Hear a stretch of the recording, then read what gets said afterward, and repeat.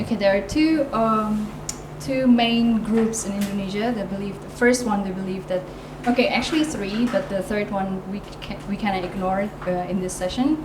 The first one is they believe that the third temple is supposed to be built, and that's legitimate. It's from God. And the other one, the other group believe that they believe it is from the Antichrist. So when the third building and the third temple is built, the Antichrist will come there and sit there and use it as a throne to rule the whole world. Okay. So what does Judaism think about the third temple, and what does that have to do with all the end of times prophecy?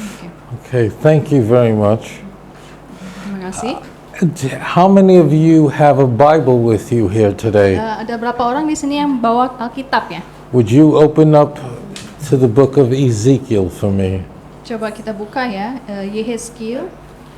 Now, why do I ask for a Bible? Why is a Bible so important? Kenapa saya minta supaya dibuka Alkitabnya? Because we are not interested Karena kita tidak percaya, tidak tertarik in the opinions of men. Aaron, welcome. If you just sit over there so it won't block the soalnya ada camera. kamera di belakangnya, takut menutupi. Soalnya Pak Harun This is gede. Aaron Ini adalah Harun dari from Papua. Ini dari Jayapura, He's jauh-jauh datang. the leader of the Jewish Ini community in adalah Papua. pemimpinnya dari komunitas Yahudi di Papua ya. He is my holy, beautiful friend. Nah ini adalah teman saya yang cantik dan ganteng ya. And he's a true child of God. Dan dia itu anak Tuhan yang sejati. He has come to the God of Israel Dia sudah datang sampai kepada Tuhannya Israel. and brought hundreds with him. Dan dia nggak datang sendiri, dia bawa seret semua orang, seratusan orang dia bawa ikut kepada Tuhannya Israel. I love you very, very much, Saya my sangat brother. mengasihimu, saudaraku. Welcome. Selamat datang ya. So, what we always, as a Jew, wish to do, Jadi sebagai seorang Yahudi yang ingin kita lakukan adalah, and you're going to hear this a lot from me, dan Anda akan banyak mendengar tentang hal ini dari saya, is we ask the question, bahwa kita harus selalu bertanya, what does God think? apa yang Tuhan pikirkan? What's God's opinion? Apa pendapatnya Tuhan?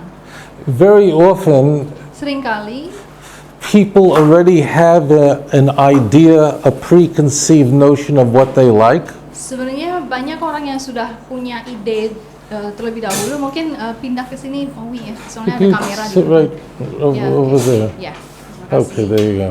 Okay. So, and what people often do is Dan yang dilakukan oleh kebanyakan orang adalah they go after their own desires mereka itu akhirnya mencari untuk memenuhi keinginan mereka. and then they look all through the Bible to find a verse that could support what they already believe. Dan mereka mencari ayat untuk mensupport, mendukung apa yang sudah mereka percayai. That means that you, such a person, is making themselves into a master. They're the master over God. Orang seperti ini akhirnya membuat dirinya tuan di atas Tuhan. As a Jew, we want to be a servant. Sebagai orang Yahudi, kita ini harus menjadi hambanya Tuhan. We want to humble Kita ourselves. harus merendahkan diri pada Tuhan. We want to look at Scripture and say, "You, God, teach me your ways." Kita harus melihat Alkitab dan mengatakan pada Tuhan, Tuhanlah yang ajarkan caramu dan pikiranmu. Tyrus Hashem Tamima, the Torah of God is perfect. Torahnya Hashem, Torahnya Tuhan adalah sempurna. Meshivas Nefesh, it gives rest and comfort to the soul. Karena dia memberikan peristirahatan dan kenyamanan kepada jiwa. So whenever I will answer your questions, Dan setiap kali saya akan menjawab pertanyaan Anda, I am not seeking to tell you about my philosophies, saya tidak mencari untuk menceritakan filosofi yang saya percayai my thoughts. atau pikiran-pikiran yang saya pikirkan. If I were God, I probably would do things differently. karena kalau saya adalah Tuhan, mungkin saya caranya berbeda dengan Tuhan sendiri. But thank God I'm not God. Tapi puji Tuhan, saya bukan Tuhan. So we're going to look at Scripture. Jadi itu sebabnya untuk menjawab pertanyaan ini kita akan melihat Alkitab. It is a very. It would be nice if all of you liked me. Sebenarnya bagi saya lebih baik kalau Anda semua menyukai saya. Who doesn't want to be liked? Siapa juga yang nggak mau disuka. But it's not important what I believe. Tapi sebenarnya tidak penting apa yang saya percayai. It's what I can show you in the Bible. Yang penting adalah apa yang saya bisa tunjukkan yang ada di Alkitab. That's the only thing that matters, my friends. Itu aja yang paling penting. What does God say? Apa yang Tuhan katakan? We are introduced to the third temple in the book of Ezekiel. Kita diperkenalkan dengan bait suci ketiga di kitab Yehezkiel. To begin with, the concept of an antichrist is found nowhere in the Jewish Bible. Sebelum kita mulai, saya harus katakan bahwa konsep antikris atau anti-mesias tidak ditemukan di dalam Alkitab Yahudi manapun. You will find it in Revelation, of course. Itu hanya bisa ditemukan di dalam kitab Wahyu. We are taught about the third temple in many places in the Bible. Pengajaran tentang bait suci ketiga itu bisa ditemukan di banyak sekali Alkitab Yahudi. But the most detailed descriptions Tetapi deskripsi yang paling detail are found at the last 10 chapters, actually 11 chapters of the book of Ezekiel. itu dapat penggambaran detail mengenai bait suci ketiga yang paling banyak dapat ditemukan di dalam 11 bab terakhir kitab Yehezkiel. One of the most famous chapters Salah satu bab atau pasal yang paling terkenal is chapter 37. adalah bab ke-37, Yehezkiel 37. It's the Valley of Dry Bones. Judulnya sebenarnya adalah lembah dari tulang-tulang yang kering. You all know about this chapter. Anda mungkin pernah mendengar tentang pasal ini. At the very end of the chapter, Di akhir pasal tersebut, what is brought into view yang sedang ingin digambarkan is the great temple. adalah bait suci yang besar itu. And God tells us that He will dwell there. Dan Tuhan katakan bahwa Dia akan tinggal di bait suci tersebut. It will be very holy. Dan bait suci itu akan sangat-sangat kudus. And in fact, the Bible tells us that when the temple will be built, Dan bahkan Alkitab mengatakan ketika bait suci ketiga itu dibangun, all the nations of the world will know that I am God. seluruh bangsa-bangsa di dunia akan mengakui dan melihat bahwa akulah Tuhan. Does that sound like an antichrist to you? Kira-kira itu kedengaran kayak antikris nggak ya? No. Now, I want to always show you, let's look in the Bible. Nah, sekarang saya mau tunjukkan pada Anda untuk melihat Okay. sendiri di dalam Alkitab. And if we go to Ezekiel 37, Kita buka Yehezkiel 37. we'll go to the last 2 verses of this chapter. Kita melihat last two So dua ayat it yang will be terakhir. verse 27 and 28. Yes. Read it very slowly, please. Tempat kediamanku pun akan ada pada mereka, dan aku akan menjadi Tuhan mereka, dan mereka akan menjadi umatku. Maka bangsa-bangsa akan mengetahui bahwa aku, Tuhan, menguduskan Israel pada waktu tempat kudusku berada di tengah-tengah mereka untuk selama-lamanya. And just so you have a picture of the end of Ezekiel's very delicious, very beautiful. Jadi saya mau kasih gambaran sedikit tentang akhir dari kitab Yehezkiel ini. Ini sangat indah sekali, sangat enak. You don't have to look at it now, but you can write down Ezekiel 43, 1 through 10. Oke, mungkin tidak akan kita buka satu-satu, tapi silahkan baca di rumah ya. Yehezkiel 41 ayat 1 sampai 10 mau dicatat. Yehezkiel 41 ayat Des- 1 sampai 10. describes that the glory of God, not Satan, but the glory of God will be there Di situ dikatakan bahwa kemuliaan Tuhan dan bukan kemuliaan setan in itu akan Jerusalem. ada di Yerusalem, di In Bait Jerusalem. Suci. Now, I want to tie the whole book of Ezekiel together for you. Saya mau mengikat seluruh kitab Yehezkiel supaya Anda bisa mengerti gambaran besarnya ya. We know that in the very beginning of Kita tahu Ezekiel, bahwa di awal kitab Yehezkiel in the first chapter, di bab pertama is the vision of the divine chariot. kita melihat ada satu penglihatan tentang kereta yang ilahi ya. And Kereta what, kuda ilahi. what we see is that the divine presence of God leaves Jerusalem Di situ yang kita lihat adalah kemuliaan Tuhan atau kehadiran Tuhan di Yerusalem itu meninggalkan Yerusalem because there was great sin karena ternyata banyak sekali dosa di sana. and the temple is destroyed. Akhirnya bait suci pun dihancurkan. Would you like to give God a kiss? Mau nggak mencium Tuhan sekarang ini? Would you? Siapa yang mau mencium Tuhan sekarang ini? What's so delicious, so beautiful, Ini sangat indah ya, sangat enak. Mungkin bisa pindah, itu ada kameranya. so beautiful is please look at the last verse of the whole book of Ezekiel. Kita mau lihat ya, last verse of the, The ayat la- terakhir di kitab Yehezkiel. Because the last verse of Ezekiel tells us Karena di ayat that terakhir di kitab God's Yehezkiel glory and His name is coming back. dikatakan bahwa ternyata kemuliaan dan nama Tuhan nanti akan kembali ke tempat ini. Read the last verse of the Kita whole baca book. Yehezkiel 48 ayat 35 ya. Jadi keliling kota itu adalah 18.000 hasta. Sejak hari itu nama kota itu ialah Tuhan hadir di situ. Isn't that beautiful? Indah nggak?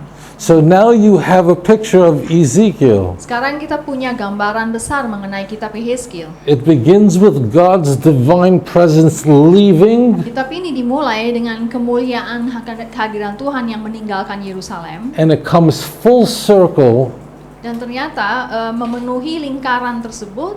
to God coming back Akhirnya di akhir kitab Yehezkiel Tuhan kembali lagi kepada to, Yerusalem. to Jerusalem. Ke Yerusalem. Isn't that beautiful? Bagus nggak tuh? Now we have learned something beautiful about a very challenging book of God. Dan sekarang kita sudah belajar satu hal yang indah sekali mengenai satu kitabnya Tuhan yang paling sulit dimengerti. Many people Banyak orang, wonder why we need a temple. banyak orang yang berpikir kenapa kok kita membutuhkan bait suci? Why did we need a tabernacle? Kenapa butuh tabernacle, kemah ya, kemah pertemuan? Why is it important? Kenapa penting? God is everywhere. Kan Tuhan ada di mana-mana. Why do we have to build a house for God? Kenapa sih kita perlu membangun rumah untuk Tuhan? Why is this important? Mengapa begitu penting?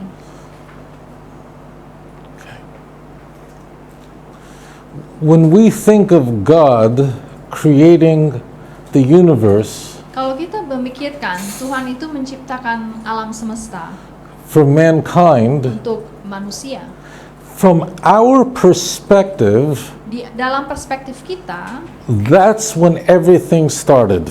kita berpikir itu adalah peristiwa di mana segala sesuatu terjadi dimulai. Everything began when God created the universe. Segala sesuatu dimulai ketika Tuhan menciptakan alam semesta.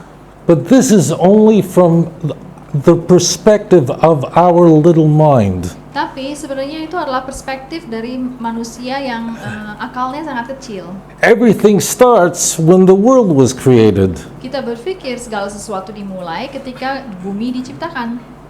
But as we all know, Tapi sebenarnya yang kita ketahui adalah God is eternal. Tuhan itu udah kekal. He has no beginning. Dia tidak punya awal, tidak punya permulaan. God did not need this universe. Tuhan sebenarnya tidak membutuhkan seluruh alam semesta ini. He existed before there was a world, before there was a sun. Tuhan itu sudah ada bahkan sebelum ada bumi, sebelum ada matahari. There was no laws of science and thermodynamics. Dan di mana tidak ada sama sekali hukum fisik, termodinamika kayak apa gitu, fisika ya, hukum fisika. And all the fine laws that govern the world. Dan semua hukum-hukum yang akhirnya menguasai alam semesta ini. We all need oxygen. Kita semua kan butuh oksigen misalnya. Without it, we can't. Tanpa oksigen We kita can't tidak bisa we can't bernafas. live. Kita tidak bisa hidup. Right? That's why I'm a diver. We need a tank of oxygen Saya to ini go in the water. penyelam. Saya butuh oksigen ya, tangki oksigen untuk bisa masuk ke air. When we exhale, Ketika saya menghembuskan nafas, we exhale carbon dioxide, yang kita keluarkan adalah karbon dioksida which we don't need. yang tidak kita butuhkan. It's waste. Itu bagi kita adalah sampah. Interesting, Yang menarik adalah the plants, tanaman-tanaman they need the carbon mereka dioxide. justru butuh karbon dioksida itu. They need our waste. Mereka itu membutuhkan sampah kita. And they give us oxygen. Dan mereka yang memberikan oksigen kepada kita. And oxygen is their waste. Dan oksigen bagi mereka adalah sampah. Don't you want to say, Hashem, I love you, what a beautiful world you created? Hanya mendengarkan ini pun tidakkah kita ingin memberikan pada Hashem, mengatakan bahwa kita mengasihi dia. With such wisdom, Dia menciptakan bumi itu dengan hikmat yang begitu dalam. but does God need all these natural laws? Tapi sebenarnya Tuhan membutuhkan tidak hukum-hukum alam ini. He doesn't. Sebenarnya kan tidak perlu. What He did for us Apa yang dia lakukan bagi kita, is He built a special home dia menciptakan sebuah rumah for us bagi manusia with laws that He does not need, dengan hukum-hukum yang tidak dia butuhkan. but we do. Tapi yang butuhkan adalah siapa? Manusia. Why did He create us? Jadi kenapa dia menciptakan ini semua? It's the same reason why a couple have children. They love them. Alasannya adalah alasannya sama kenapa orang tua ingin punya anak, yaitu untuk memberikan kasih sayang. And for 6 days He built our home. Dan selama 6 hari Tuhan itu menciptakan rumah kita itu. He pulled Himself away Dia seperti menarik diri keluar dari rumah itu to create a special space, a home for us. untuk bisa memberikan ruang di mana rumah kita bisa berdiri untuk manusia. And then He did something very special. Dan lalu dia melakukan sesuatu yang sangat istimewa. He breathed into us a spirit of God. Dia memberikan nafas ke dalam mulut kita, yaitu nafas rohnya Tuhan. When I look at your face, Jadi ketika saya misalnya melihat wajahmu, in some way I am looking at a reflection of God. yang saya lihat adalah cerminan Tuhan. And therefore, Oleh karena itu, we too build God a house as well. kita sendiri pun, kita juga memberikan pada Tuhan sebuah rumah, A special house. sebuah rumah yang istimewa. If you'll read the chapter, you will see the chapter that describes the building of the temple. Kalau kita membaca pasal di dalam Yeskiel yang menggambarkan cara pendirian bait suci, You will see that it requires laws that don't make sense to us, that we don't need. kita melihat bahwa ternyata ada hukum-hukum yang harus diikuti waktu membangun bait suci itu, Laws yang of- tidak kita butuhkan, tapi yang Tuhan butuhkan. Laws of purity and Misalnya impurity. hukum tentang yang haram dan yang halal. What does this even mean? Apa sih sebenarnya semua hukum-hukum itu? We build a house Kita membangun rumah with the laws for God. dengan memakai hukum-hukum yang berurusan dengan Tuhan.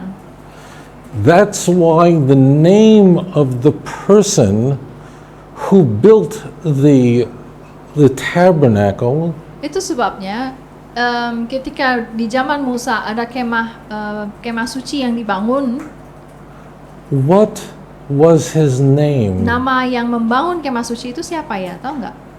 What was the name of the person who Siapa God orang? gave special wisdom to build the first tabernacle? What? Bezalel. Bezalel, yes. What does Bezalel mean? Bezalel artinya apa? It's two words together. Ini sebenarnya ada dua kata yang digabung jadi satu, Betsalem. I feel shaking all over my body now. Saya merinding mau ngomong ini aja. Bezalel is two words. Betsalel itu terdiri dari dua kata, B'Tselem Elohim, Betsalem, Elohim. in the image of God. Artinya dalam gambar Tuhan. Just as God built us a home, Sama seperti Tuhan menciptakan alam semesta dan membuat rumah untuk manusia. we who are created B'Tselel in the image of God Manusia yang diciptakan dengan gambar dan rupa Tuhan, build a house for God kita juga membuat rumah, menciptakan rumah untuk Tuhan in our little space. di dalam ruang kita yang kecil. B'Tselel had a partner in building the Mishkan, the tabernacle. Betsalel itu punya partner ketika dia menciptakan kemah suci di padang gurunnya zamannya Musa. What was his name? Nah, namanya partner itu siapa? Ada yang tahu nggak? His name was. How do you know so Kok lu much? tahu Very banget good. ya? Right. Ohel. What does this name mean? What is the name? Ohel Ohel, Av. Av, What does Ohel mean? kemah. Ohel The apa tent artinya? Kemah. Of the Av house itu bapa. of our Father. Jadi Ohelav itu dua kata yang artinya kemahnya bapa. So God built us a house, Jadi Tuhan menciptakan rumah untuk kita. and then we build Him a house. Dan kita sebagai gantinya kita menciptakan rumah untuk Tuhan. He built a home for us in His space, Dan dia menciptakan rumah untuk kita di dalam ruangnya yang spesifik based on the laws of nature, berdasarkan hukum alam yang mengikat kita manusia which we all need. yang dibutuhkan oleh manusia. And then we, in turn, because we're created in the image of God, Sebaliknya juga karena kita ini adalah tiruannya Tuhan ya, gambar dan rupa Tuhan, built Him a kita house, pun membuat rumah untuk Tuhan not based on natural laws that make sense to us, tidak berdasarkan hukum alam yang masuk akal bagi manusia, but based on spiritual laws tapi berdasarkan hukum-hukum roh that we are given in the Bible. yang Tuhan berikan di dalam Alkitab. How many of you want to give God a kiss? Sekarang siapa yang mau mencium Tuhan saat ini? That's it. You see how delicious it is? Lihat betapa indahnya sebenarnya kan? This is the place of God. And it's for this reason, Nah ini adalah tempatnya Tuhan, bait suci itu tempatnya Tuhan. Karena itulah, because God stopped building our house karena Tuhan sendiri berhenti menciptakan rumah kita after 6 days, setelah hari ke-6, therefore, maka we do not build His house kita pun berhenti bekerja membangun rumahnya on the Shabbat. pada hari ke-7 And setelah hari ke-6. in fact, that's how we know Itu sebabnya kita tahu what is forbidden to do on Shabbat. apa yang dilarang untuk dilakukan di dalam hari Syabat. All the things that were done to build God's house Semua kegiatan yang dilakukan ketika kita menciptakan bait suci Tuhan, are forbidden to do on Shabbat. semua kegiatan itu dilarang untuk dilakukan pada hari Syabat. And these are 39 laws. Dan totalnya ada 39 kegiatan.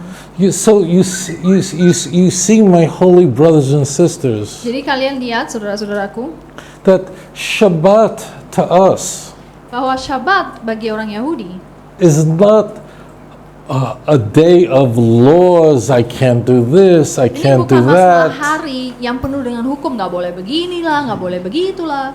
No Jew thinks this Tidak way. ada seorang Yahudi yang berpikir seperti itu.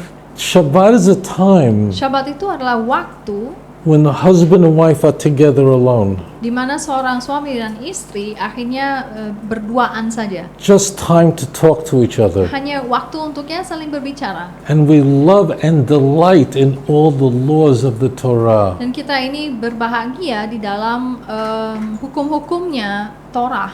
It's not a curse to us. Bagi kita ini bukan beban atau kutuk, It's the greatest joy for us. justru adalah sukacita yang terbesar. In the book of Ezekiel, we have the most detailed description of the Messiah himself. Nah, di dalam kitab Ezekiel ini ada satu deskripsi yang sangat detail mengenai Mesias sendiri. He is called the Prince. Ya, ini di dalam kitab Ezekiel disebut sebagai pangeran atau di bahasa Indonesia raja. In fact, if you go back to Ezekiel 37, which we just looked at a moment ago, Jadi kalau kita melihat kembali ke Yehezkiel 37 yang baru saja kita buka, and you read verse 24 and 25, dan kita buka Yehezkiel 37, was it? Yehezkiel 37, 24, and 25, ayat 24, you'll see that we are introduced to the Messiah. kita lihat di sini bahwa kita sedang diperkenalkan dengan Mesias. Read what it says there, because will the Jews keep the Torah, the law, when the Messiah Coba kita comes? akan melihat apakah orang Yahudi akan mempertahankan Torah dan mengerjakan hukum-hukumnya atau tidak. Well, let's see what God says. Mari kita lihat apa yang Tuhan katakan. Please read these two Yehezkiel, verses. ya, kita akan baca Yehezkiel 37, 24, 25. Maka hambaku David akan menjadi rajanya, dan mereka semuanya akan mempunyai satu gembala. Mereka akan hidup menurut peraturan-peraturanku dan melakukan ketetapan-ketetapanku dengan setia. Mereka akan tinggal di tanah yang kuberikan kepada hamba Yakub, di mana hambaku Yakub, di mana nenek moyang mereka tinggal. Ya, mereka, anak-anak mereka maupun cucu-cucu cicit mereka akan tinggal di sana untuk selama-lamanya, dan hambaku Daud menjadi raja mereka untuk selama-lamanya. So you see, the Messiah is called David, Di sini Mesias disebut dengan istilah Daud, because he is the heir to the promise that God made to King David. karena dia adalah pewaris dari suatu janji yang Tuhan berikan kepada Daud. And what does it say there? Di sini apa yang dikatakan? Does it say that we don't keep the laws anymore? Apakah dikatakan bahwa di akhir zaman nanti bangsa Yahudi akan berhenti mengerjakan hukum Taurat? That God did away with all the laws of Moses? Bahwa hukum Taurat itu sudah dibatalkan atau digenapi? Just the opposite. Justru sebaliknya. It says in Ezekiel Dalam Yehezkiel dikatakan that you will keep my Torah, bahwa bangsa Yahudi akan mengikuti Torahnya, my laws, hukum-hukumnya forevermore. sampai selamanya. So if you, my friends, wish to understand, what does a Jew believe? Jadi kalau misalnya Anda mau bertanya kepada mau mengerti apa sebenarnya yang dipahami oleh orang atau dipercayai oleh bangsa Yahudi, Why are we devoted to God? mengapa kita begitu berdedikasi pada Tuhan? Many people do not like us. Banyak orang tidak suka pada kita. This is not a secret. Ini bukan rahasia. Yes. Why are we willing to give our lives for what we believe? Mengapa kita mau menyerahkan nyawa kita untuk mempertahankan iman kita? Because we trust in the Bible. Karena kita mempercayai Alkitab. And all I know that I am here in a room with Jews, Saya tahu di sini saya berada bersama teman-teman yang juga Yahudi, ada Christians, juga yang Kristen, and dan Muslims. ada juga yang Muslim. You grew up in many different households, Masing-masing kita bertumbuh di tempat-tempat yang berbeda. and all I ask you to do Dan apa yang ingin saya minta Anda lakukan is to look at the Jewish Bible, adalah lihat sendiri Alkitab Yahudinya. and even though the world maybe does not like us very much, Dan walaupun seluruh dunia membenci kami atau tidak menyukai kami, but the world says the Torah is holy, tapi ternyata bangsa di dunia ini mengatakan bahwa Torah itu kudus. and they don't say the Torah is holy because they like us so much, Dan mereka tidak mengatakan hal ini bukan karena mereka menyukai kita. right? So what we do as Jews Jadi apa yang kita lakukan sebagai seorang Yahudi, is we look at Tanakh, the Jewish Bible, kita melihat Tanakh atau Alkitab Yahudi, and then we measure and evaluate every claim against the Tanakh. Dan semua klaim yang dilakukan oleh bangsa-bangsa lain kita ukur di dalam tanah. We are not against other people or other religions, God forbid. Ini bukan masalah kita ini melawan agama-agama lain, bukan itu masalahnya. We just say start with the Hebrew Bible because that we know is the Word of God. Kami hanya katakan mulailah dengan Alkitab Ibrani karena kita tahu pasti bahwa itu berasal dari Tuhan. And let that take you wherever it may. Dan biarlah itu membawamu kemanapun Tuhan mau membawa engkau. And pray to God for great wisdom. Dan berdoalah pada Tuhan meminta hikmat. Now, what is interesting about the prince, Nah, apa yang menarik mengenai raja ini adalah this is going to surprise you. ini akan membuat Anda terkejut. Ezekiel tells us Yehezkiel mengatakan, about the Messiah. dia menceritakan tentang Mesias.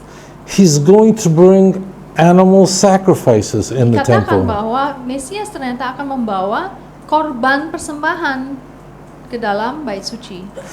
And this is the secret reason Dan ini adalah alasan yang rahasia why many people say mengapa banyak orang mengatakan bahwa this is the Antichrist.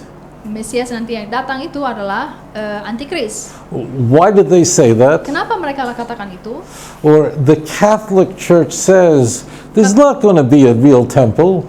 Atau agama Katolik mengatakan bahwa tidak akan ada bait suci yang sebenarnya. It's a spiritual temple. Ini adalah bait suci yang spiritual. Why are they so afraid of a temple? Mengapa mereka begitu takut adanya bait suci ketiga? What scares them? Apa yang menakutkan mereka?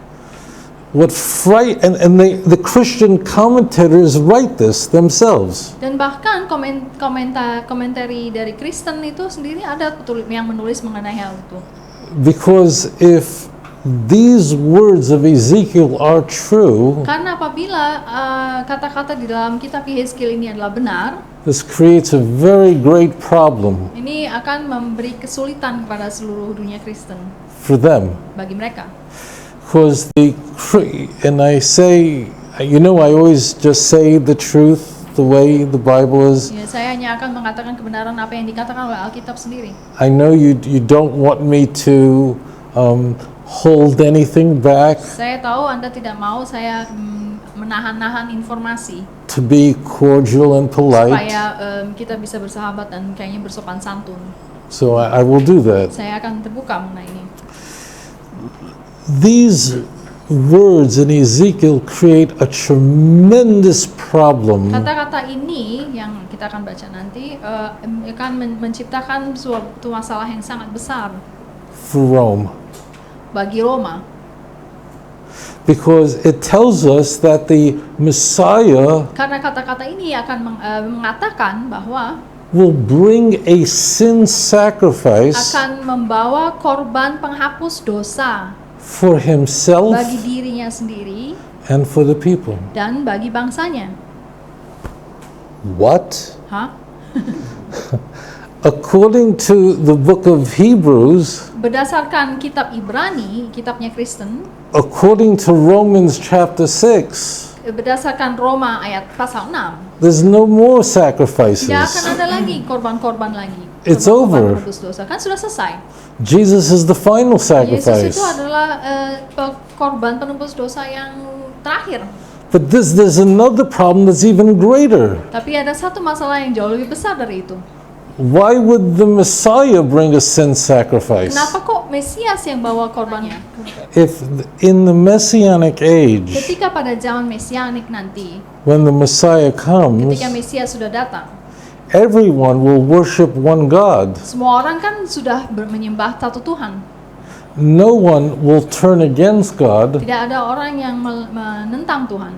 What question, what problem does this raise? Nah, masalah apa yang muncul di sini? Why would you need a sin sacrifice? Kenapa kok butuh korban penghapus dosa? Kan semuanya harusnya udah sempurna toh, nggak ada yang memberontak. Why would there be any sin? Kok kenapa masih ada dosa gitu? This is very beautiful. Nah, ini sesuatu yang sangat indah. What is the sin sacrifice brought for? what kind of sin does the sin sacrifice atone for? Sebenarnya kita harus tahu korban penghapus dosa itu menghapus dosa-dosa yang seperti apa dulu.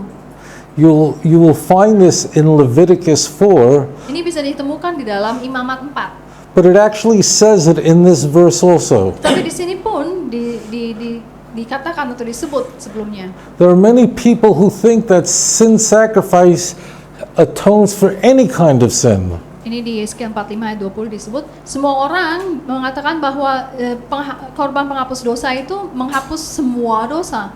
This is a very great mistake. Ini adalah kesalahan fatal.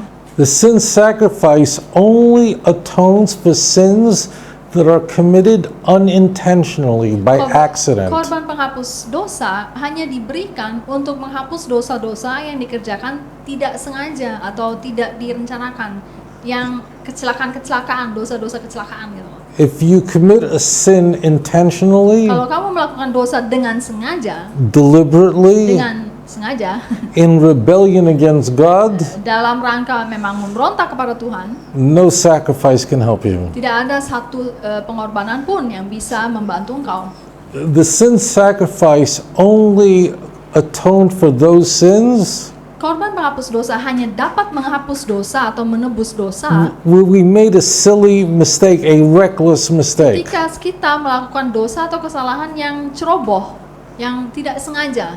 Now, when the Messiah Nah, comes, ketika Mesias nanti datang, we're not going to become robots. kita ini bukan orang-orang tidak berubah menjadi robot-robot. We're going to still be creatures of habit. Kita ini tetap menjadi makhluk-makhluk yang mempunyai kebiasaan-kebiasaan. And people will make mistakes. Dan ternyata manusia selalu melakukan kesalahan-kesalahan. And that's why the sin sacrifice Oleh will sebab be itu, there korban penghapus dosa itu harus tetap ada for unintentional untuk sins. dosa-dosa yang kecelakaan-kecelakaan itu, untuk dosa-dosa yang tidak disengaja. Okay? If you go a little further, you will see that the Messiah has a family. Nih, kalau kita membaca lebih lanjut di Yeskiel itu, kita melihat bagaimana Mesias itu sebenarnya punya keluarga And he has children. dan dia punya anak. And you'll find that in Ezekiel 46, Kita itu bisa melihat di Yeskiel 46 verse 16. ayat 16. Kita buka, I will read it right first. Yes, this deals with Yeskiel 46 inheritance. Ayat 16. Beginilah firman Tuhan Elohim, kalau raja itu Mesias di sini, memberi sesuatu pemberian dari milik pusakanya kepada salah seorang anaknya, maka itu menjadi kepunyaan anaknya dan milik ini menjadi pusaka mereka. Kalau ia memberikan pemberian dari milik pusakanya kepada salah seorang hamba, itu ayat 16. Just 16, right? So now we have a great insight Jadi sekarang kita punya penglihatan yang lebih dalam into the image of the Messianic age. mengenai gambaran zaman Mesianik nanti. It's not Jewish Itu tidak ada yang Yahudi. or Christian, Ini bukan persepsi Yahudi atau Kristen. it's God's image. Ini adalah persepsinya Tuhan.